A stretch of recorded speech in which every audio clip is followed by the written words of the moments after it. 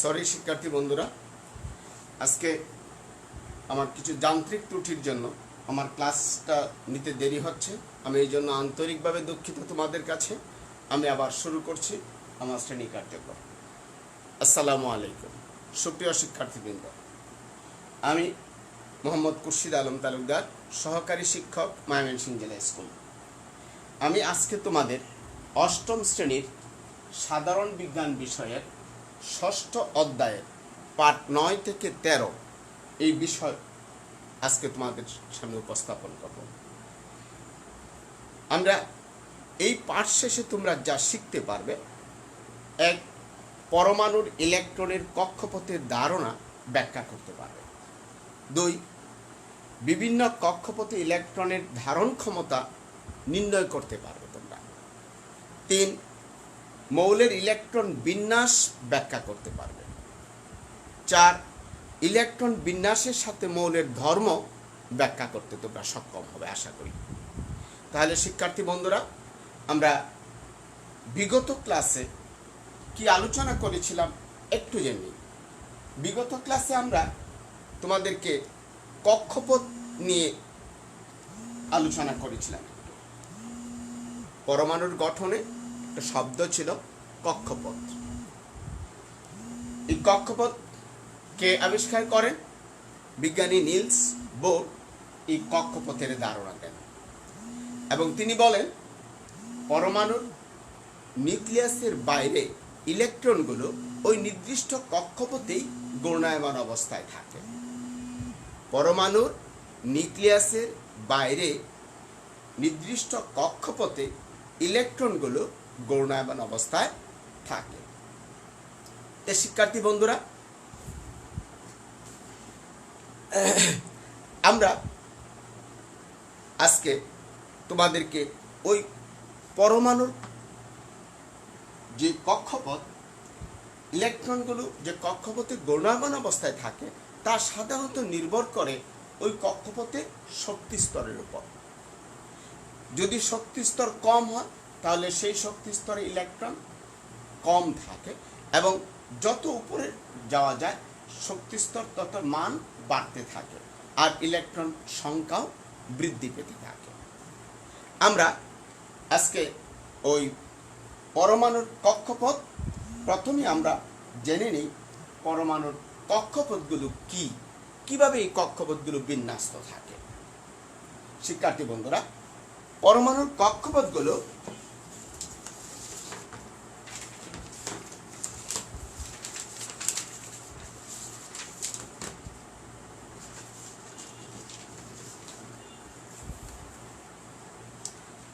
পরমাণুর বাইরের যে কক্ষপথগুলো রয়েছে সেই কক্ষপথগুলোর প্রত্যেকটির এক একটি নাম রয়েছে। শিক্ষার্থী বন্ধুরা, আমরা ইলেকট্রনের সেই কক্ষপথগুলোর নামগুলো আগে একটু জেনে নিই। যেমন কক্ষপথের নাম, কক্ষপথের নাম, তারপরে প্রকাশ, তাদের মান,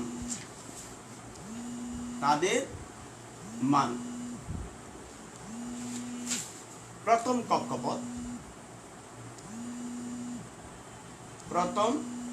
কক্ষপথ এর নাম হচ্ছে হলো কে শেল, এর মান হচ্ছে 1। দ্বিতীয় কক্ষপথ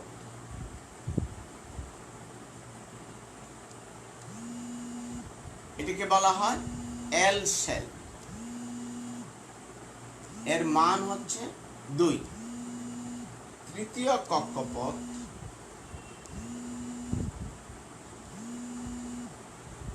এম শেল, এর মান হচ্ছে 3। চতুর্থ কক্ষপথ এন শেল, এর মান হচ্ছে 4। এখন শিক্ষার্থী বন্ধুরা, তোমরা প্রশ্ন করতে পারো যে এই শেলগুলো সেলগুলো সম্পর্কে আমাদের জানার কি প্রয়োজন? হ্যাঁ বন্ধুরা, যদি আমরা সেল সম্পর্কে ধারণা না থাকে তাহলে পরমাণুতে আমরা ইলেকট্রন বিন্যাস করা আমাদের জন্য সহজ হবে না। পরমাণুতে ইলেকট্রন বিন্যাস করার জন্যই আমাদের সেলগুলো সম্পর্কে ধারণা থাকা প্রয়োজন শিক্ষার্থী বন্ধুরা। তাই আমরা পরমাণুর সেলগুলো সম্পর্কে আগে একটু পরিষ্কার ধারণা নিয়ে নিই।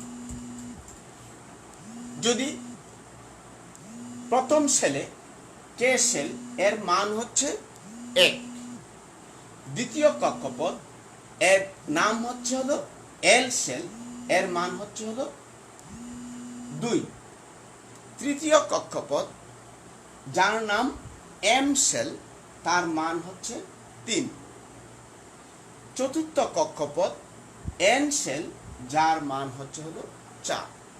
যদি আমরা কক্ষপথ এবং এর মান জানা থাকে আমাদের, তাহলে খুব সহজেই বন্ধুরা আমরা পরমাণুতে ইলেকট্রনগুলো কিভাবে বিন্যস্ত থাকবে বা কিভাবে ইলেকট্রনগুলোকে আমরা বসাবো সেটা সহজেই ধারণা করতে পারি। সেই জন্য আমরা প্রথমেই কক্ষপথগুলোর মানগুলো আমরা জেনে নিই। তোমরা খাতায় অনুগ্রহ করে এই সেলগুলোর নাম এবং এদের মানগুলো একটু লিখে নাও। শিক্ষার্থী বন্ধুরা, তোমরা পরমাণুর কক্ষপথের গুলোর নাম এবং সেলগুলোর নাম তোমরা খাতায় পরিষ্কার করে লিখে নাও, তাহলে আমাদের পরবর্তীতে ইলেকট্রন বিন্যাস করতে আমাদের সুবিধে হবে। তাই বলছি, তোমরা 4টা cell, K cell, L cell, M cell, N cell, এই 4টা সেল তোমরা খাতায় লিখে নাও।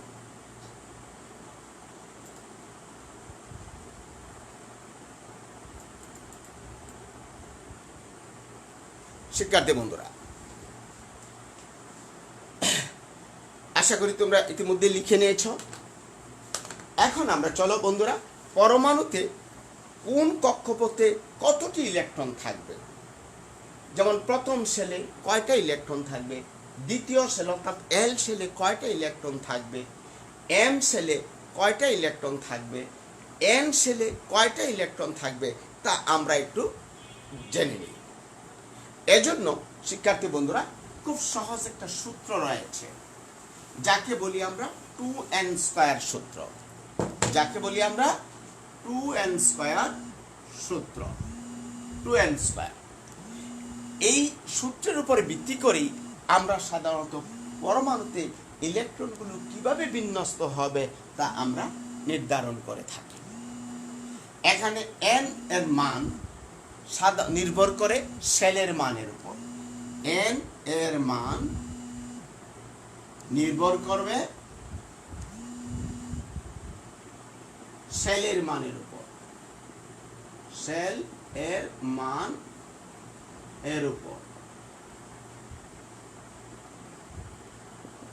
যেমন কে সেল এর মান কত বন্ধুরা? এর মান আমরা জানি 1, অর্থাৎ প্রথম সেল, তাহলে প্রথম সেলে সর্বোচ্চ কয়টা ইলেকট্রন থাকতে পারবে আমরা একটু দেখে নিই। 2n² সূত্র বসিয়ে প্রথম সেল মানে কে সেল,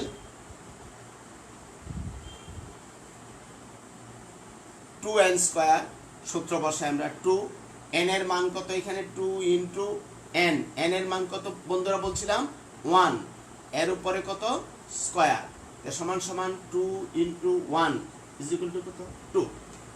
তাহলে বন্ধুরা কি বলতে পারি আমরা, কে সেলে তাহলে সর্বোচ্চ কয়টা ইলেকট্রন থাকবে? 2টা ইলেকট্রন থাকবে। তাহলে কে সেলে সর্বোচ্চ কয়টা ইলেকট্রন থাকছে বন্ধুরা? 2টা। এখন তাহলে আমরা দ্বিতীয় সেলে যাই। দ্বিতীয় সেল কি সেল? এল সেল, এর মান কত আমরা জানি 2, সুতরাং 2 ইন্টু 2 স্কয়ার সমান সমান 2 ইন্টু 4 সমান সমান 8, সমান সমান 8। তাহলে শিক্ষার্থী বন্ধুরা, দ্বিতীয় সেলেতে সর্বোচ্চ কয়টা ইলেকট্রন থাকতে পারবে? 8টি ইলেকট্রন থাকতে পারে। তাহলে আমরা দেখতে পাচ্ছি দ্বিতীয় সেলে সর্বোচ্চ ইলেকট্রন ধারণ ক্ষমতা হচ্ছে হলো 8। এখন আমরা যাই তৃতীয় সেলে। তৃতীয় সেল কি সেল? M sell. মান কত এর? 3। 2 ইন্টু 3 স্কোয়ার সমান সমান 2 ইন্টু 9 সমান সমান 18। তাহলে এম সেলে অর্থাৎ তৃতীয় সেলে সর্বোচ্চ ইলেকট্রন ধারণ ক্ষমতা হচ্ছে কত বন্ধুরা? 18টি। এভাবে যদি আমরা চতুর্থ সেলে যাই, চতুর্থ সেল বা এন সেল, তাহলে কি হবে? 2 ইন্টু 4 স্কোয়ার সমান সমান 2 ইন্টু 16 ইজ ইকুয়াল টু 32টি। তাহলে আমরা দেখতে পাচ্ছি এভাবে যে কোন পরমাণুতে কোন কক্ষপথে কয়টা ইলেকট্রন থাকবে তা নির্ধারিত হয় ওই 2n স্কয়ার সূত্রের উপর ভিত্তি করে। কিসের উপর ভিত্তি করে? 2n স্কয়ার সূত্রের উপর ভিত্তি করে। তাহলে এখন তোমরা অবশ্যই শিক্ষার্থী বন্ধুরা বুঝতে পারছো যে পরমাণুর কোন কক্ষপথে সর্বোচ্চ কয়টি ইলেকট্রন থাকবে নির্ধারিত হবে তা নির্ভর করে 2n স্কয়ার সূত্রের উপর। এবং আমরা জানি প্রথম সেলে সর্বোচ্চ ইলেকট্রন থাকতে পারে কয়টি? 2টি। দ্বিতীয় সেলে সর্বোচ্চ ইলেকট্রন থাকতে পারে 8টি। তৃতীয় সেলে সর্বোচ্চ ইলেকট্রন থাকতে পারে 18টি এবং চতুর্থ সেলে সর্বোচ্চ ইলেকট্রন থাকতে পারে 32টি। এভাবে পরমাণুর কক্ষপথগুলোতে ইলেকট্রন ধারণ ক্ষমতা বা ইলেকট্রন সর্বোচ্চ ধারণ ক্ষমতা আমরা এভাবে নির্ধারণ করতে পারি। এখন আসো বন্ধুরা আমরা জেনে নিই যে কোন পরমাণুতে কতটি ইলেকট্রনগুলো কিভাবে বিন্যস্ত থাকে, এটা আমরা একটু দেখে নিই। আমি তোমাদেরকে কয়েকটি মৌলের ইলেকট্রন বিন্যাস তোমাদেরকে দেখাচ্ছি, তোমরা দেখে নাও প্লিজ।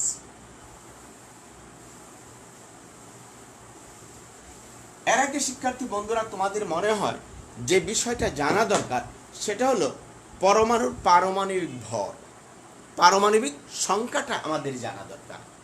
আমরা কি তাহলে কয়েকটা মৌলের পারমাণবিক সংখ্যা জেনে নিতে পারি?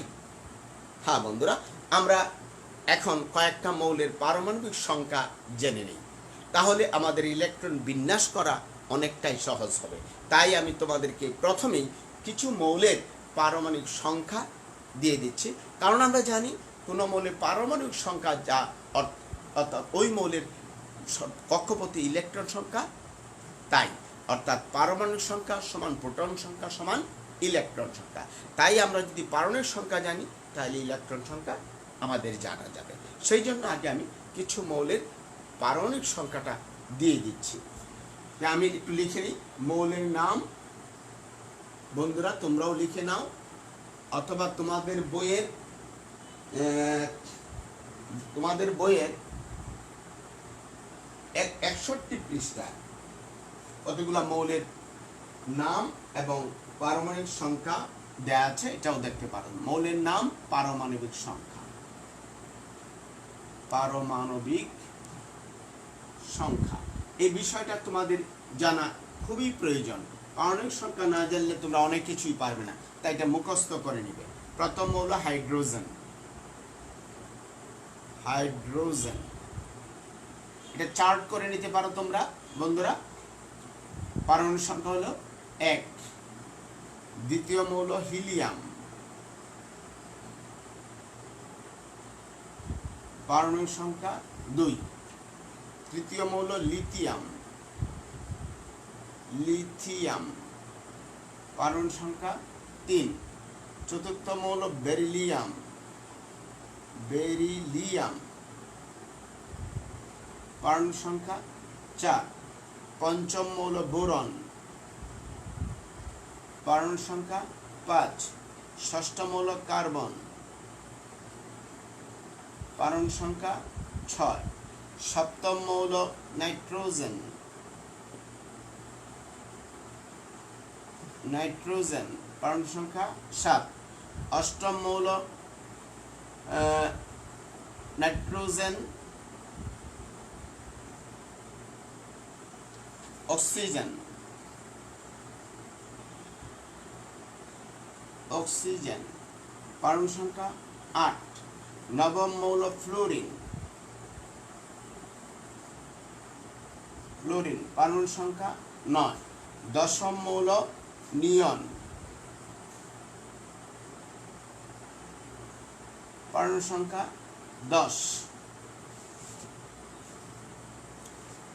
তারপরে আমরা, তোমরা লিখে নাও, আমি একটু সময় দিচ্ছি, তোমরা লিখে নাও, তারপরে আমি আবার বাকিগুলো লিখব।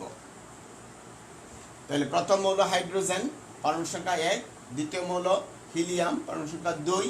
তৃতীয় মৌল লিথিয়াম, পরমাণু সংখ্যা 3। চতুর্থ মৌল বেরিলিয়াম, পরমাণু সংখ্যা 4।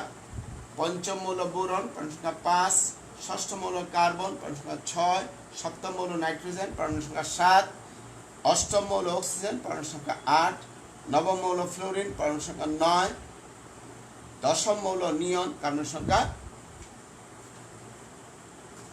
10। এরপরে আমরা লিখছি আবার 10-এর পরে সোডিয়াম, 11তম মৌলের নাম হচ্ছে হলো সোডিয়াম, পরমাণু সংখ্যা 11।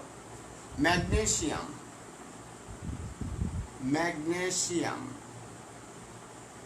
পরমাণু সংখ্যা 12।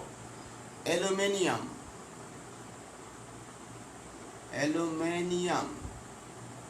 পরমাণু সংখ্যা 13। তারপরে হচ্ছে হলো সিলিকন, পরমাণু সংখ্যা 14। তারপরে সিলিকনের পরে হচ্ছে হলো ফসফরাস, পরমাণু সংখ্যা 15। সালফার, পরমাণু সংখ্যা 16। তারপরে ক্লোরিন, পরমাণু সংখ্যা 17। তারপর হলো আর্গন, পরমাণু সংখ্যা 18। যাক, এই 18টি মৌলের তোমরা পারমাণবিক সংখ্যা লিখে নাও। আমরা এই 18টি মৌলের মধ্যেই কাজ করব ইনশাআল্লাহ। আমরা এখন এই মৌলগুলোর কিভাবে ইলেকট্রন বিন্যাস নির্ধারিত হয়, মৌলের পরমাণুতে কিভাবে ইলেকট্রনগুলো থাকে, বিন্যস্ত থাকে, সেটা আমরা একটু দেখব। শিক্ষার্থী বন্ধুরা, তোমরা মনোযোগ দিয়ে দেখো, তোমরা ইনশাআল্লাহ পারবে। খুব সহজ একেবারে বিষয়টা। দেখো বন্ধুরা, আমরা জানি প্রথম একটা মৌল লিখি আমরা, সাপোজ বোরন। আমরা বলছিলাম কত, পরমাণু সংখ্যা কত, 5। বোরনের পরমাণু সংখ্যা কত, 5। তাহলে এর পরমাণুতে আমরা জানি কে শেলের সর্বোচ্চ ইলেকট্রন, অর্থাৎ প্রথম শেলের সর্বোচ্চ ইলেকট্রন ধারণ ক্ষমতা কত, 2। তাহলে প্রথম শেলে তার থাকবে 2টা। এর আগে আমরা এর নিউক্লিয়াসটা একই নেই। এর নিউক্লিয়াসে কয়টা প্রোটন আছে, 5টা প্রোটন, 5টি প্রোটনকে আমরা পি দ্বারা প্রকাশ করি, এবং 5টি আছে নিউট্রনকে আমরা এন দ্বারা প্রকাশ করি। তাহলে যেহেতু প্রথম কক্ষপথের সর্বোচ্চ ইলেকট্রন ধারণ ক্ষমতা কত আমরা জানি, 2। কে শেলে ইলেকট্রন ধারণ ক্ষমতা কত, 2। তাহলে 5 থেকে 2টা ইলেকট্রন এখানে চলে যাবে, 2টা ইলেকট্রন চলে গেল প্রথম শেলে। তো প্রথম শেল পূর্ণ হয়ে গেল। এখন কি আর কোনো ইলেকট্রন প্রথম শেলে যেতে পারবে না বন্ধুরা? প্রথম শেলে আর কোনো ইলেকট্রন যেতে পারছে না। যেহেতু প্রথম শেলে আর ইলেকট্রন যেতে পারছে না, তাহলে এখন ইলেকট্রনগুলো কোন শেলে যাবে, দ্বিতীয় শেলে যাবে। হ্যাঁ বন্ধুরা, ইলেকট্রনগুলো এখন যাবে কোন শেলে, দ্বিতীয় শেলে। আঁকলাম দ্বিতীয় শেল। 5 থেকে আমি 2টা ইলেকট্রন বাদ দিলাম, থাকলো কত, 3। তাহলে দ্বিতীয় শেলে এখন কয়টা ইলেকট্রন যাবে তাহলে বন্ধুরা, 3টি ইলেকট্রন যাবে। ফাইন, আমরা এখানে এখন 3টা ইলেকট্রন 3টা স্থানে বসিয়ে দিই। ব্যাস, বোরনের ইলেকট্রন বিন্যাস বা পরমাণুর গঠন হয়ে গেল।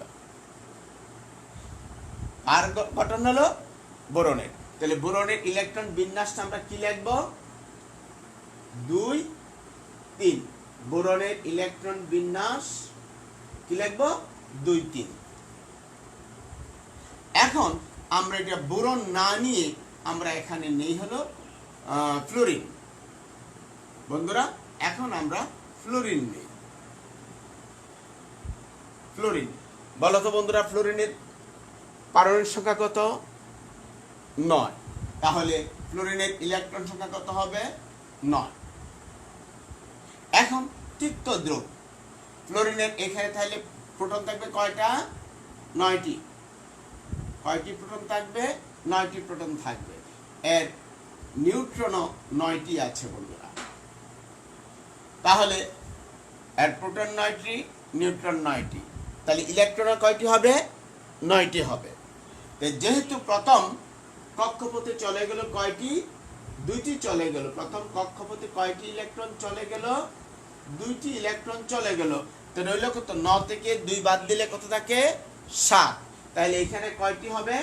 7টি। এখন তাহলে আমরা এখানে কি করতে হবে? 7টি ইলেকট্রন বসাতে হবে।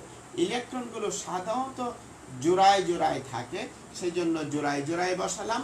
আর যেহেতু একটা আলাদা আছে, সুতরাং এই একটাকে আমরা আলাদা বসালাম। তাহলে ফ্লোরিনের ইলেকট্রন বিন্যাস হয়ে গেল কত? 2, 7। এইভাবে আমরা ইলেকট্রনগুলো বিন্যস্ত করে থাকি। তাহলে আমাদের বলছিলাম না যে আমাদের জানা থাকতে হবে যে ইলেকট্রনগুলো যে বিন্যস্ত থাকে, কোন কক্ষপথে কয়টা ইলেকট্রন থাকবে সেটা আমাদের জানা খুব বেশি প্রয়োজন। যদি না জানি তাহলে কোথায় কয়টা ইলেকট্রন বসাতে হবে সেটা আমি বুঝতে পারবো না। সেই জন্য আমরা প্রথমেই জেনে নিয়েছি যে কোন কক্ষপথে কয়টি ইলেকট্রন থাকে। যেমন দ্বিতীয় কক্ষপথে 7টি ইলেকট্রন দিলাম। সর্বোচ্চ কয়টি ইলেকট্রন থাকতে পারে দ্বিতীয় কক্ষপথে বন্ধুরা? 8টি ইলেকট্রন থাকতে পারে। তাহলে 7টি আছে, তা আরো একটা মৌলের ইলেকট্রন এখানে প্রবেশ করতে পারে, আরো একটা মৌলের ইলেকট্রন এখানে থাকতে পারে। যেমন আমরা সেটাও লিখে নিই, নিয়ন। আমরা বলছিলাম না বন্ধুরা, নিয়নের পারমাণবিক সংখ্যা কত বলছিলাম? 10। তাহলে এখানে যদি নিয়ন হয়, তাহলে কি হবে ইলেকট্রন বিন্যাসটা? 2, 8। অর্থাৎ এটা জোড়া হয়ে গেল। অর্থাৎ ইলেকট্রনগুলো এই সর্বশেষ কক্ষপথটাও পূর্ণ হয়ে গেল। একটা মজার বিষয় বন্ধুরা, যখন এইরকম কক্ষপথ পূর্ণ হয়ে যায়, কোন মৌলের সর্বশেষ কক্ষপথ যদি এরকম পূর্ণ হয়ে যায়, তখন এই মৌলটাকে বলা হয় নিষ্ক্রিয় গ্যাসীয় মৌল। তাহলে নিয়ন কি? নিষ্ক্রিয় গ্যাসীয় মৌল। আমরা পরবর্তীতে এই নিষ্ক্রিয় গ্যাসীয় মৌল সম্পর্কে একটু আলোচনা করব। তাহলে এখন আমরা দেখলাম কি, তাহলে এই কক্ষপথটা এখন আমার পূর্ণ। এখন যদি আমি এমন একটা মৌল নেই যার ইলেকট্রন পারমাণবিক সংখ্যা 11, 12, 13, তাহলে কি আমরা দ্বিতীয় কক্ষপথে ইলেকট্রন যেতে পারবে? না বন্ধুরা, তা দ্বিতীয় কক্ষপথে আর জায়গা নেই। তখন সেই ইলেকট্রনগুলো কোথায় যাবে? তৃতীয় কক্ষপথে যাবে। ইলেকট্রনগুলো কোথায় যাবে তাহলে? তৃতীয় কক্ষপথে যাবে। তাহলে আমরা এমন একটা মৌল নিই, যেমন সোডিয়াম। সোডিয়ামের ইলেকট্রন কয়টা বন্ধুরা? সোডিয়ামের ইলেকট্রন 11টি। সোডিয়ামের ইলেকট্রন কয়টি? 11টি বন্ধুরা। সোডিয়াম, তাহলে তার প্রথম 2টা যাবে, এরপরে তো 8টা গেল, এরপরে রইল কটা? একটা। এই একটা ইলেকট্রন তাহলে কি হবে বন্ধুরা? তৃতীয় কক্ষপথে প্রবেশ করবে। এই একটা ইলেকট্রন সোডিয়ামে কোথায় প্রবেশ করবে? তৃতীয় কক্ষপথে প্রবেশ করবে।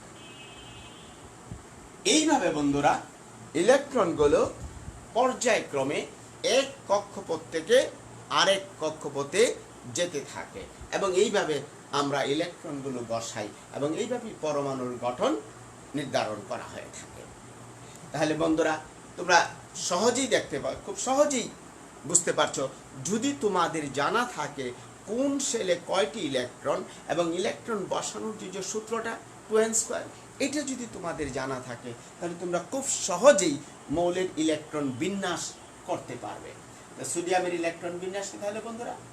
2, 1, 1।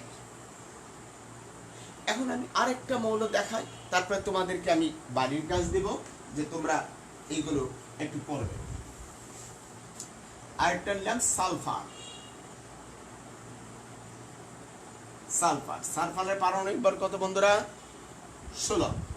সালফারের পারমাণবিক সংখ্যা 16। তাহলে এখন সালফারের পারমাণবিক সংখ্যা যদি 16 হয়, তাহলে দেখো তো এখানে 2 আর 8 10 চলে গেল, 16 থেকে 10 গেলে থাকে কত? 6। তাহলে এই 6টা ইলেকট্রন কোথায় প্রবেশ করবে? তার এই তৃতীয় কক্ষপথে তার 6টা ইলেকট্রন প্রবেশ করবে। তাহলে ইলেকট্রনগুলো বলছিলাম জোড়ায় জোড়ায় থাকে, সাধারণত জোড়ায় জোড়ায় বসায় দিলাম ইলেকট্রনগুলো, তাহলে সালফারের ইলেকট্রন বিন্যাস হয়ে গেল। এইভাবে আমরা বন্ধুরা কোনো মৌলের সহজেই ইলেকট্রন বিন্যাস করতে পারি।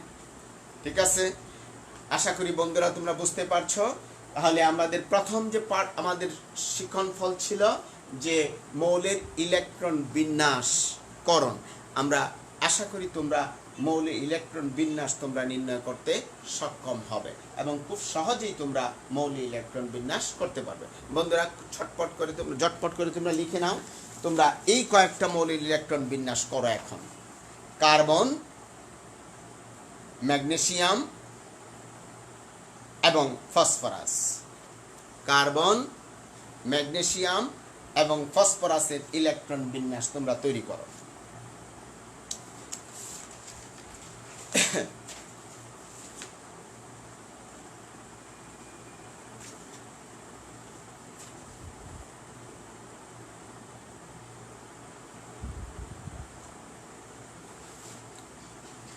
তাহলে আশা করি শিক্ষার্থী বন্ধুরা তোমরা এই ইলেকট্রন বিন্যাসগুলো তোমরা করতে সক্ষম হয়েছ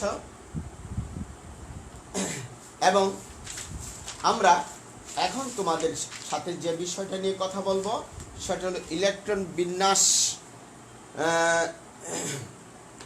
এর সাথে মৌলের ধর্ম। ইলেকট্রন বিন্যাস এবং এর সাথে মৌলের ধর্ম। আমরা আবারও প্রথম দিকে যাই।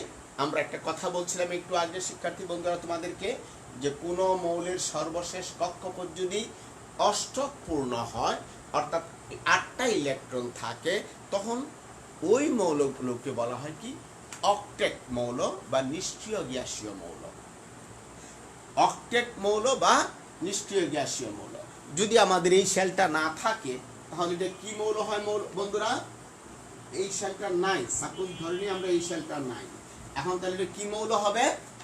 মৌলটার নাম কি হবে শিক্ষার্থী বন্ধুরা?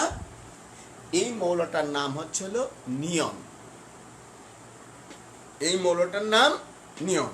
পৃথিবীতে এরকম মোট 6টা মৌল আছে যারা নিষ্ক্রিয়, এদেরকে বলা হয় নিষ্ক্রিয় গ্যাসীয় মৌল।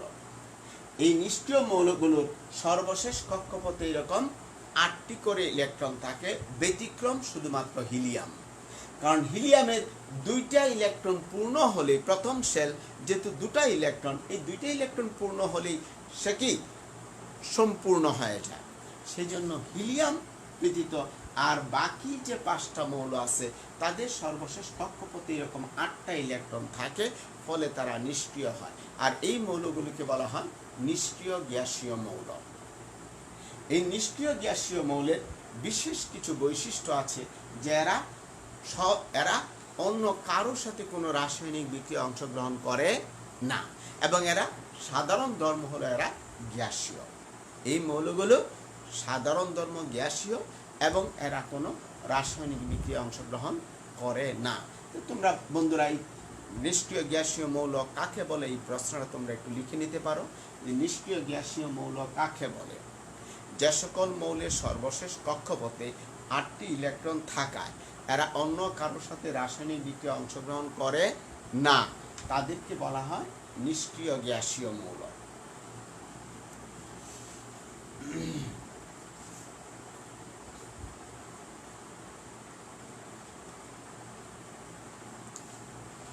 আর এই নিষ্ক্রিয় গ্যাসীয় মৌলগুলোর সর্বাধিক সুস্থিত অবস্থা অর্জন করে। আর এজন্য প্রত্যেকটা মৌলই চায় এরকম নিষ্ক্রিয় গ্যাসীয় মৌলের ইলেকট্রন বিন্যাস অর্জন করতে। বন্ধুরা, আমি সাধারণত একটা গল্প বলে থাকি যে নিষ্ক্রিয় গ্যাসীয় মৌলগুলোকে আমি বলি রাজাধিরাজ। অর্থাৎ এরা এমন যে এরা রাজার হালে চলে, তাদের কারো দরকার হয় না, কারোর সাথে তারা বিক্রিয়া করে না, কারো কাছে তারা যায় না, সেই জন্য সকল মৌলই চায় যে আমরা যদি এই নিষ্ক্রিয় গ্যাসীয় মৌলের মতো হতে পারতাম তাহলে আমাদেরও মনে হয় এরকম অবস্থা হতো। আর সেই জন্যই মৌলগুলো চায়, প্রত্যেক মৌলই চায় তার নিকটতম নিষ্ক্রিয় গ্যাসের মৌলের ইলেকট্রন বিন্যাস অর্জন করতে। আর এ করতে যেয়েই এরা কেউ ইলেকট্রন দান করে, কেউ ইলেকট্রন গ্রহণ করে। যারা ইলেকট্রন দান করে তারা কি হয়ে যায়? ইলেকট্রন দান করে এরা ঋণাত্মক চার্জযুক্ত হয়, তখন আর তারা পরমাণু থাকে না, তখন তারা হয়ে যায় চার্জযুক্ত কণিকা। আর এদেরকে বলা হয় চার্জযুক্ত কণিকা। এই চার্জযুক্ত কণিকা দুই ধরনের, একটা হচ্ছে ধনাত্মক চার্জযুক্ত কণিকা, আর একটা হচ্ছে ঋণাত্মক চার্জযুক্ত কণিকা। আজকে আমরা কোন মৌল ঋণাত্মক চার্জযুক্ত হবে, কোন মৌল ধনাত্মক চার্জযুক্ত হবে এবং তাদের ধর্ম কি হবে সেই বিষয়ে একটু আলোকপাত করব বন্ধুরা। এখন আমরা একটু দেখে নিই কিছু মৌলের ইলেকট্রন বিন্যাস ভিন্নতা, প্লাস হলো মৌল কেন মৌলগুলো এরকম ধনাত্মক চার্জযুক্ত হয় বা ঋণাত্মক চার্জযুক্ত হয়, সেই বিষয়টা আমরা একটু দেখে নিই। আমরা বলছি যে প্রত্যেকটা মৌলই চায় তার নিকটতম নিষ্ক্রিয় গ্যাসের ইলেকট্রন বিন্যাস অর্জন করতে। যেমন আমাদের প্রথম নিষ্ক্রিয় গ্যাসীয় মৌল হচ্ছিল হিলিয়াম। এর ইলেকট্রন বিন্যাসটা কি তোমাদেরকে দেখিয়েছিলাম, এই হলো তার ইলেকট্রন বিন্যাস। এইখানে তার দুটা প্রোটন থাকে এবং দুটা নিউট্রন থাকে, পি দিয়ে প্রোটন দেখালাম। আর তার সর্বশেষ কক্ষপথে দুটা ইলেকট্রন থাকে। সে নিষ্ক্রিয়। হিলিয়াম কি? নিষ্ক্রিয় গ্যাস হিলিয়াম। এখন তার নিকটতম যে মৌলগুলো আছে, যেমন লিথিয়াম, যেমন বেরিলিয়াম, যেমন বোরন, এরা চায় কি? এই হিলিয়ামের মতো হতে। এরা চায় কার মতো হতে? হিলিয়ামের মতো হতে। এখন আমি দেখি লিথিয়ামের লিথিয়ামের ইলেকট্রন বিন্যাসটা আমরা দেখি। শিক্ষার্থী বন্ধুরা, আমরা লিথিয়ামের ইলেকট্রন বিন্যাসটা একটু দেখার চেষ্টা করি।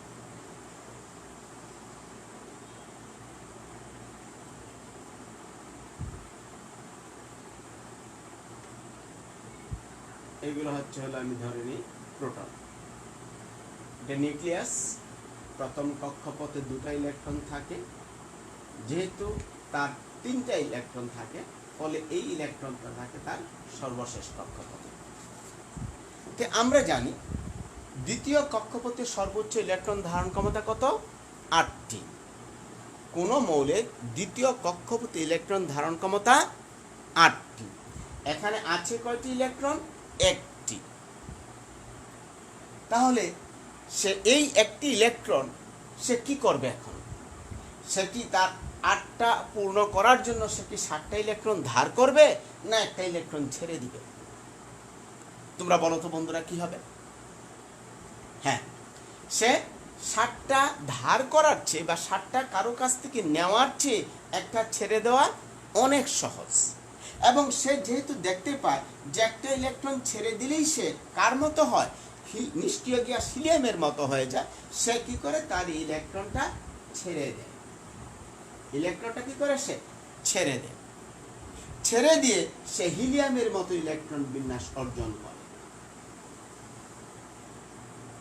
হিলিয়ামের মতো ইলেকট্রন বিন্যাস অর্জন করে।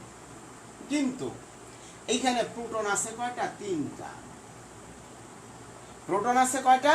তার 3টা, অর্থাৎ +3। কেন্দ্রে হলো তার +3, আর বাইরে ইলেকট্রন আছে 2টা, তার মানে -2। তে +3 থেকে যদি আমরা -2 বাদ দেই, তে কত থাকে? -1। এই -1 মানে কি? ঋণাত্মক চার্জ। এই ঋণাত্মক চার্জ কি হবে? তখন তার মাথায় বসে যায়। অর্থাৎ সে আর তখন হিলিয়াম পরমাণু আর লিথিয়াম পরমাণু আর থাকে না। সে কি হয়ে যায়? লিথিয়াম আয়ন হয়ে যায়। কি হয়ে যায়? লিথিয়াম আয়ন হয়ে যায়। কি হয়, সে লিথিয়াম আয়ন হয়ে যায়। এইভাবে কোনো মৌল যখন সে ইলেকট্রন ছেড়ে দেয় অথবা ইলেকট্রন গ্রহণ করে, তখন সে আর ওই পরমাণু থাকে না, সে কি হয়ে যায়, চার্জগ্রস্ত কণিকা হয়। আর তখন সে কি করে, রাসায়নিক বিক্রিয়া, তখন এই চার্জগ্রস্ত কণিকাগুলো তখন একজন আরেকজনের সাথে কি করে, শেয়ার করে। এরা কি করে, বিভিন্ন ধরনের যৌগ গঠন করে। আর তাই এইভাবে এরা কি করে, একে অপরের সাথে যুক্ত হয়ে যৌগ গঠন করে। আমি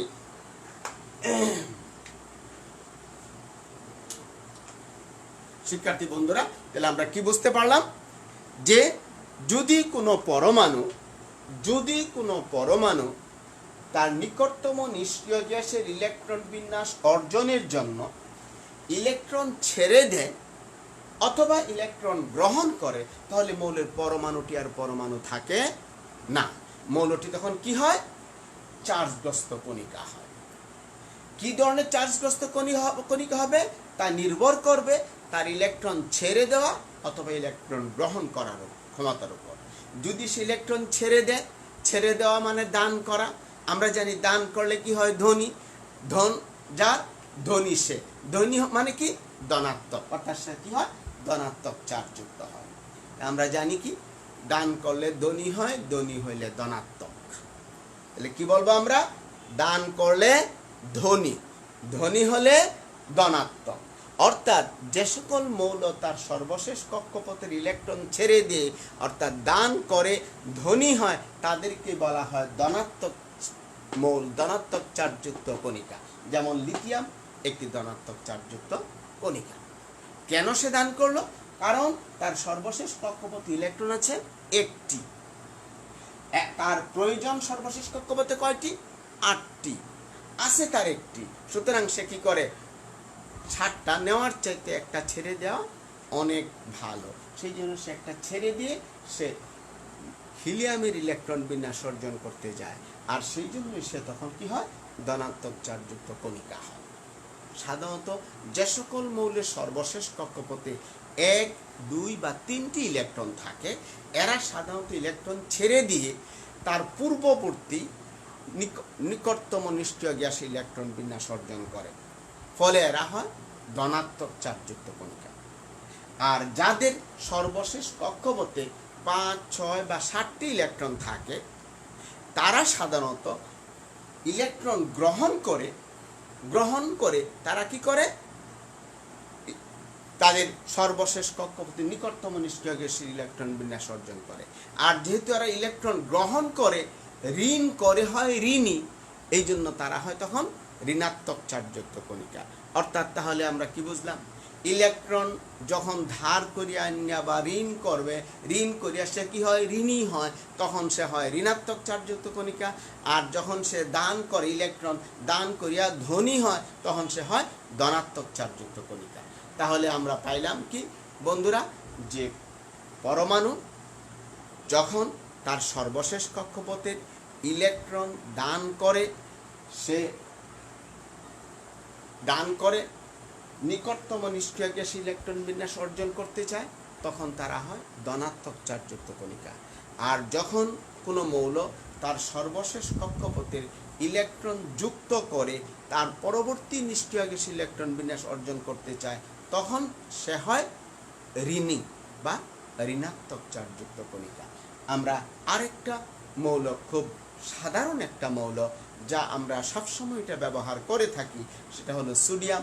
সেই মৌলে ইলেকট্রন বিন্যাসটা এবং সোডিয়াম পরমাণুটা কোন ধরনের চার্জগ্রস্ত হবে সেটা একটু দেখে নিই শিক্ষার্থী বন্ধুরা। আমরা সোডিয়ামের ইলেকট্রন বিন্যাসটা দেখব, এবং তার আগে সোডিয়ামের নিকটতম নিষ্ক্রিয় গ্যাস নিয়নের ইলেকট্রন বিন্যাসটা আমরা একটু এঁকে নিই।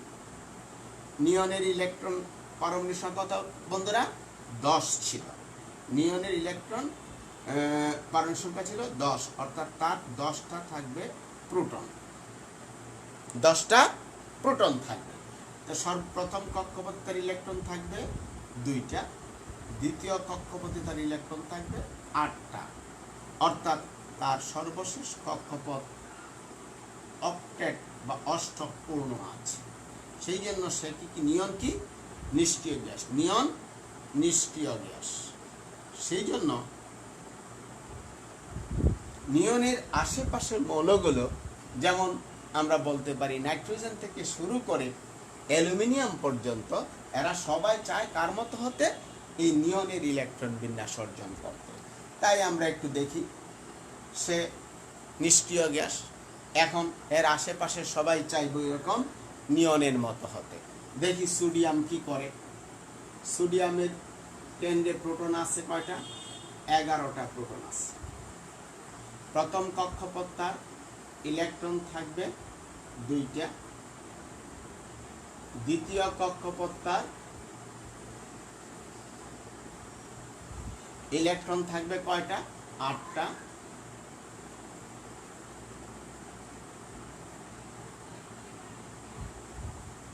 যেহেতু তার ইলেকট্রন বিন্যাস 2, 8, 1, তাহলে তার সর্বশেষ আরেকটা ইলেকট্রন রয়ে গেছে। ইলেকট্রন কোথায় যাবে? এই সর্বশেষ কক্ষপথে যাবে, এইখানে ইলেকট্রনটা যাবে। এখন এই সোডিয়াম পরমাণু, এই সোডিয়াম পরমাণু এখন কি করবে? সে তার এই সর্বশেষ কক্ষপথের ইলেকট্রনটা ছেড়ে দেওয়ার চেষ্টা করবে, কারণ তার এই কক্ষপথ পূর্ণ করতে হইলে তাকে আরো ইলেকট্রন দরকার কয়টা? 7টা। 7টা ইলেকট্রন আনার চাইতে, ঋণ করার চাইতে একটা ইলেকট্রন দিয়া ধনী হওয়া অনেক ভালো। সেই জন্য সে কি করে? ইলেকট্রনটা ছেড়ে দিয়ে সে মনে করে নিষ্ক্রিয় গ্যাস নিয়নের ইলেকট্রন বিন্যাস অর্জন করবে। সে নিষ্ক্রিয় গ্যাস নিয়নের ইলেকট্রন বিন্যাস সে অর্জন করতে চায়। তখন সেই ইলেকট্রনটা ছেড়ে দিবে। আমাদের ছোট করে আঁকি বন্ধুরা, কি করব? জায়গা কম, এখানে 11টা প্রোটন আছে, অর্থাৎ 11 প্লাস, এইখানে হলো 2টা ইলেকট্রন প্রথম কক্ষপথ, দ্বিতীয় কক্ষপথে ইলেকট্রন কয়টা? 8টা, কারণ সে একটা তৃতীয় কক্ষপথের ইলেকট্রনটা সে ছেড়ে দিছে। এই ইলেকট্রনটা কি করছে? সে ছেড়ে দিছে, মাইনাস। তাহলে এখন তার কি কাহিনী? কেন্দ্রে আছে +11, বাইরের কক্ষপথে আছে -10, কত হইল তার? +1। তাহলে এখন কি হয়ে যাবে? +1, অর্থাৎ সে কি হয়ে গেল? ধনাত্মক চার্জযুক্ত কণিকা হয়ে গেল। সে এখন আর সোডিয়াম পরমাণু না, সে কি এখন? Sodium ion. কি হলো? সে সোডিয়াম আয়ন হলো, ধনাত্মক চার্জযুক্ত সোডিয়াম আয়ন হলো।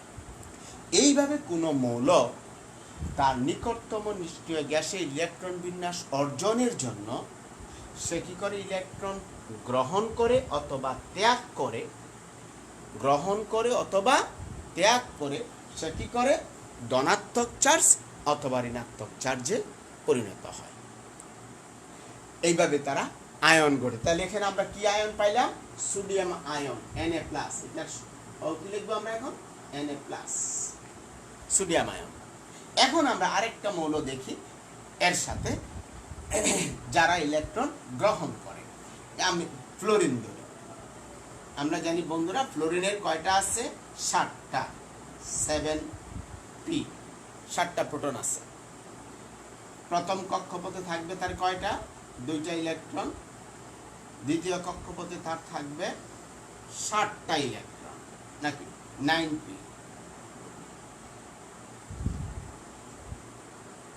ফ্লোরিনের 9p, 2, 4, 6, 7। এখন বন্ধুরা, এই 7টা ইলেকট্রন তার আছে, তার দরকার কয়টা? এই নিয়নের মতো হইতে একটা দরকার। এখন কি সে একটা ইলেকট্রন এইখান থেকে সে 7টা ইলেকট্রন ছেড়ে দিবে, না একটা ইলেকট্রন গ্রহণ করবে? কি করবে বন্ধুরা? একটা ইলেকট্রন সে গ্রহণ করবে। এটা একটা সহজ বুদ্ধি, সহজ উপায়। সে কি করবে? ঋণ করবে।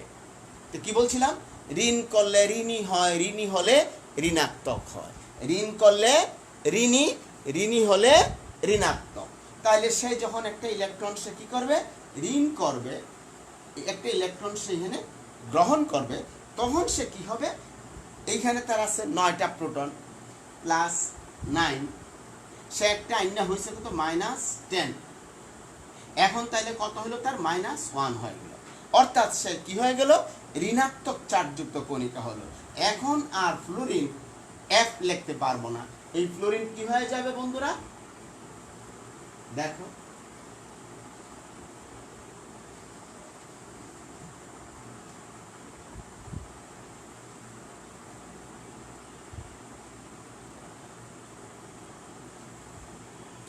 এখানে আছে 9টা প্রোটন আর এখানে আছে 10টা ইলেকট্রন, তাইলে সে আর এখন কি ফ্লোরিন পরমাণু আছে না, সে হয়ে গেল মাইনাস, অর্থাৎ F -1, F -1 হয়ে গেল, অর্থাৎ সে হয়ে গেল ফ্লোরিন আয়ন হয়ে গেল। এইদিকে সোডিয়াম আয়ন একটা তার কম, আর এইদিকে ফ্লোরিন আয়ন একটা তার বেশি। এখন এরা কি করবে, যখন খুব এরা কাছাকাছি আসবে তখন এরা কি করবে, ইলেকট্রন কি করবে, বিনিময় করবে। ইলেকট্রন কি করবে, বিনিময় করবে। ইলেকট্রন কি করবে, তারা একে অপরকে ইলেকট্রন দিয়ে এবং নিয়ে, সোডিয়াম ইলেকট্রন দিয়ে ফ্লোরিন ইলেকট্রন নিয়ে এরা কি করে, যৌগ গঠন করে। যেহেতু আয়ন বিনিময়ের মাধ্যমে এরা যৌগ গঠন করে, তাই এই ধরনের যৌগগুলোকে বলা হয় কি, আয়নিক যৌগ।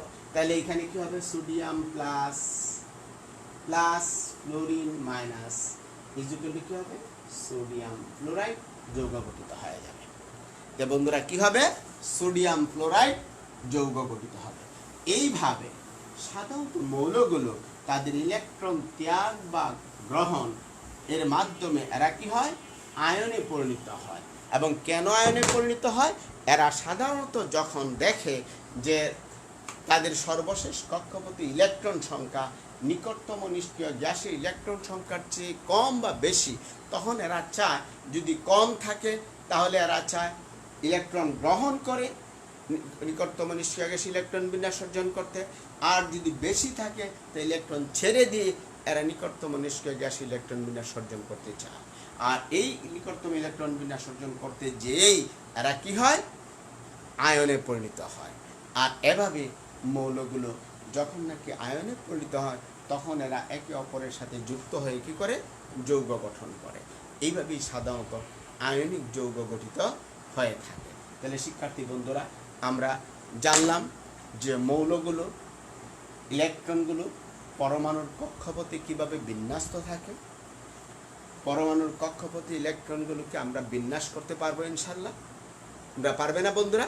আমি আশা করি অবশ্যই তোমরা পরমাণুর কক্ষপথে পরমাণু ইলেকট্রনগুলো তোমরা বিন্যস্ত করতে পারবে। আমি তোমাদের খুব অল্প সময় আমি কয়েকটা মৌলের ইলেকট্রন বিন্যাসগুলো একটু দেখিয়ে দিচ্ছি। পরমাণুর নাম, ইলেকট্রন সংখ্যা, ইলেকট্রন বিন্যাস। খুব অল্প সময়ের মধ্যে দেখিয়ে দিচ্ছি, একটু বলি। আমি কার্বন থেকে শুরু করি। কার্বন ইলেকট্রন 6, ইলেকট্রন বিন্যাস 2, 4। তারপরে হচ্ছে হলো কার্বনের পরে নাইট্রোজেন 7, 2, 5। তারপরে হচ্ছে অক্সিজেন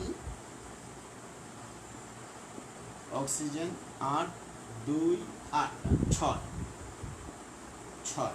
তারপরে অক্সিজেনের পরে ফ্লোরিন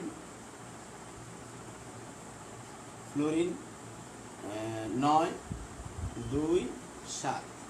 তারপরে হলো নিয়ন আর লিখলাম না, সোডিয়াম 11, 2, 8, 1। তারপর ম্যাগনেসিয়াম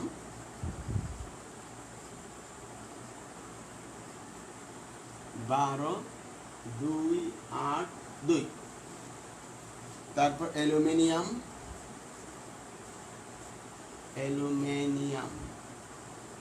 বন্ধুরা 13, 2, 8, 3। এভাবে তোমরা খুব সহজেই মৌলিক ইলেকট্রন বিন্যাস তোমরা করতে পারবে। আর ওই 2n² সূত্র প্রয়োগ করে তোমরা সহজেই মৌলগুলো ইলেকট্রন বিন্যাস তোমরা করতে পারবে। আশা করি তোমরা ইলেকট্রন বিন্যাস সম্পর্কে তোমাদের পরিষ্কার ধারণা হয়েছে এবং ইলেকট্রন বিন্যাসের সাথে মৌলের যে সম্পর্ক সেটাও তোমরা বুঝতে পারবে যে ইলেকট্রন বিন্যাসের সাথে মৌলের সম্পর্ক হলো যদি ইলেকট্রন সংখ্যা দেখা যায় কম হয় তাহলে মৌল তার নিকটতম নিষ্ক্রিয় গ্যাসে ইলেকট্রন বিন্যাস অর্জনের জন্য সে কী করে, ইলেকট্রন গ্রহণ করে ঋণাত্মকগ্রস্ত হয়, ফলে কণিকাটা ঋণাত্মক চার্জযুক্ত হয়, অর্থাৎ কণিকা ঋণাত্মক ধর্মী হয়, মৌল ঋণাত্মক ধর্মী হয়। আবার যদি বেশি থাকে তাহলে ইলেকট্রন দান করে ধনাত্মক চার্জযুক্ত হয় এবং ধনাত্মক মৌলের আচরণ সে করে থাকে। এইভাবে মৌলগুলো সাধারণত তাদের ইলেকট্রন দান বা গ্রহণের মাধ্যমে নিকটতম নিষ্ক্রিয় গ্যাসের ইলেকট্রন বিন্যাস অর্জনের জন্য এরা ধনাত্মক চার্জযুক্ত, কেউ বা ঋণাত্মক চার্জযুক্ত হয়। ধন্যবাদ, সবাই ভালো থাকো। তোমাদের যদি কোনো প্রশ্ন থাকে এই বিষয়ে তাহলে অনুগ্রহ করে আমাকে প্রশ্ন করতে পারো। আমার মোবাইল নাম্বার 01720682500। এই নাম্বারে তোমরা আমাকে প্রশ্ন করতে পারো এবং তোমরা তোমাদের যে কোনো সমস্যায় শিক্ষার্থী বন্ধুরা তোমরা আমার সাথে কথা বলবে, যোগাযোগ করবে। আমরা পরবর্তী ক্লাসে তোমাদেরকে পঞ্চম অধ্যায় পড়াবো। পরবর্তী ক্লাসে আমি তোমাদের পঞ্চম অধ্যায়টা পড়াবো। তোমরা ওইভাবে প্রস্তুত থেকো ইনশাআল্লাহ। আমরা আগামী ক্লাসে পঞ্চম অধ্যায় নিয়ে আলোচনা করব। তা আল্লাহ হাফেজ, সবাই ভালো থাকো। আসসালামু আলাইকুম রহমতুল্লাহ।